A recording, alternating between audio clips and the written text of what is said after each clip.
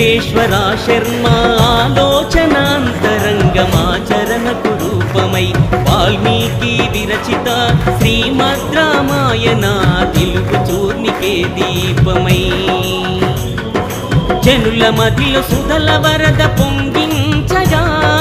మాధవానంద చేత మహిమ పూయించగా పురాణం మహేశ్వరుడు ఊపిరి అందించగా వేణుగోపాలుడితో వేదనలే తొలగించగా కలిలోకి అరుదించే కల నిజమై ఈనాడే గురువుగా